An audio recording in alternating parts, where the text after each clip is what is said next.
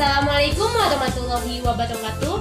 Saya Seka Anggita Maulidina dari semester 2C, Fakultas Hukum Universitas Surya Kencana. Di sini saya akan menjelaskan tentang sifat melawan hukum atau wederrechtelijk atau onrechtmatig. Sifat melawan hukum wederrechtelijk atau onrechtmatig merupakan unsur objektif dari tindak pidana karena merupakan penilaian terhadap perbuatan bukan pada pelaku. Suatu perbuatan dikatakan melawan hukum apabila perbuatan tersebut masuk dalam rumusan delik, sebagaimana dirumuskan dalam undang-undang. Perbuatan yang memenuhi rumusan dalam undang-undang tersebut tidak selalu bersifat melawan hukum, sebab mungkin ada hal yang dapat menghilangkan sifat melawan hukum perbuatan tersebut. Contoh kasusnya yaitu di negeri Belanda dalam Eres Vogeret tanggal 20 Februari 1933 di kota Huizen mengenai dokter hewan. Kemudian kasus di Indonesia, putusan Mahkamah Agung Republik Indonesia pada bulan Januari 1966 dengan kasus Markus Effendi.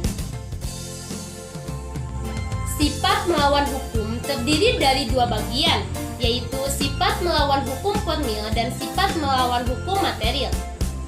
Melawan hukum formil diantaranya yaitu 1. Perbuatan itu bersifat melawan hukum apabila dirumuskan sebagai tindak pidana dalam undang-undang dan diberikan sanksi. Kedua, sifat melawan hukum dapat dihapuskan apabila diatur berdasarkan undang-undang. 3. Jadi, melawan hukum sama dengan bertentangan dengan undang-undang tertulis. Melawan hukum material diantaranya yaitu 1. Bukan hanya berdasarkan undang-undang tertulis saja, tetapi hukum juga berdasarkan asas-asas hukum yang tidak tertulis atau living law. Kedua, sifat melawan hukum dapat dihapuskan berdasarkan undang-undang dan aturan atau hukum yang tidak tertulis. 3. Jadi, melawan hukum sama dengan bertentangan dengan undang-undang atau hukum tertulis dan hukum tidak tertulis atau kebiasaan.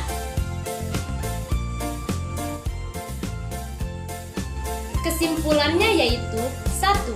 Sifat melawan hukum dapat dihapus dengan adanya alasan pembenar. Kedua, menurut sifat melawan hukum formil, alasan pembenar hanya dapat diambil berdasarkan hukum tertulis. 3. Menurut sifat melawan hukum material, alasan pembenar dapat diambil dari hukum tidak tertulis. 4. Ajaran melawan hukum formil sudah tidak dianut lagi sejak tahun 1963. 5. Yang menentukan adanya alasan pembenar di luar undang-undang adalah hakim apabila terjadi pertentangan antara hukum tertulis dan hukum tidak tertulis.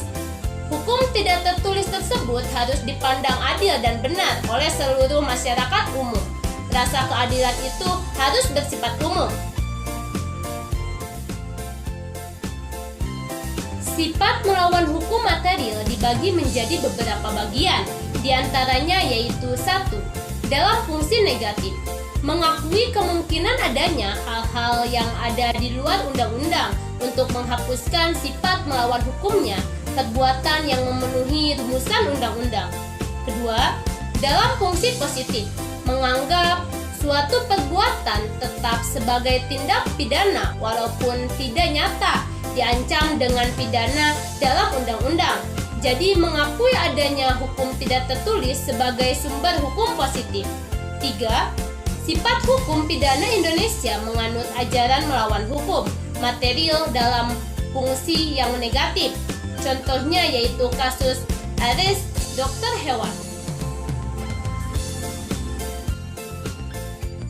Sebab adalah perbuatan yang mendahului akibat yang timbul atau teori berbuat sebelumnya.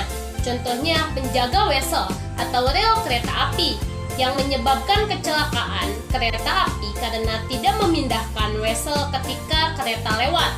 Menurut teori ini, yang menjadi sebab adalah apa yang dilakukan oleh penjaga atau petugas wesel tersebut.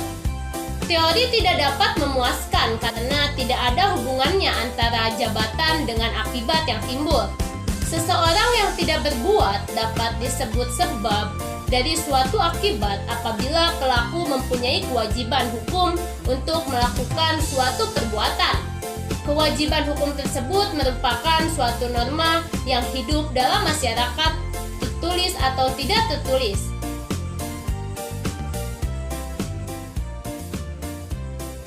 Kesimpulannya yaitu, menurut teori Edith-White, suatu syarat dari akibat adalah suatu keadaan konkret yang dapat mempunyai kadar atau nilai dari sesuatu yang terjadi atau sebab.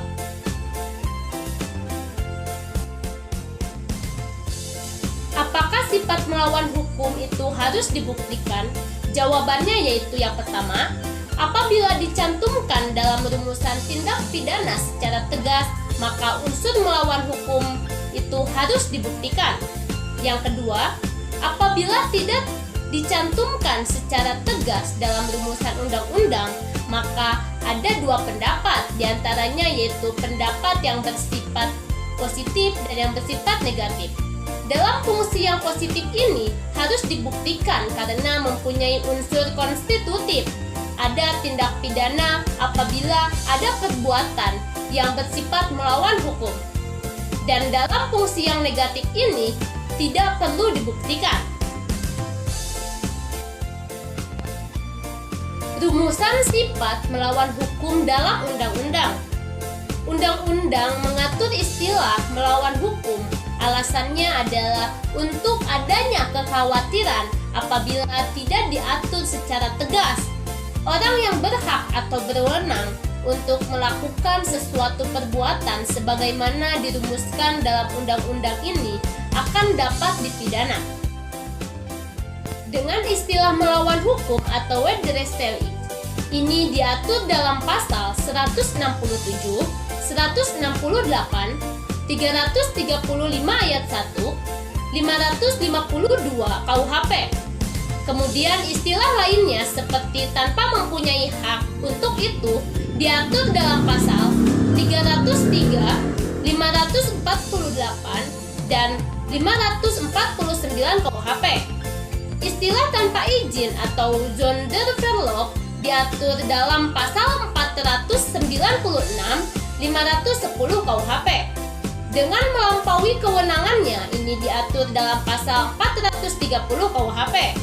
Tanpa menghilangkan cara-cara yang ditentukan oleh peraturan umum diatur dalam pasal 429 KUHP. Itulah penjelasan mengenai sifat melawan hukum atau Wedgerestelling atau unremitted. Oke, mungkin cukup sekian. Terima kasih banyak. Wassalamualaikum warahmatullahi wabarakatuh.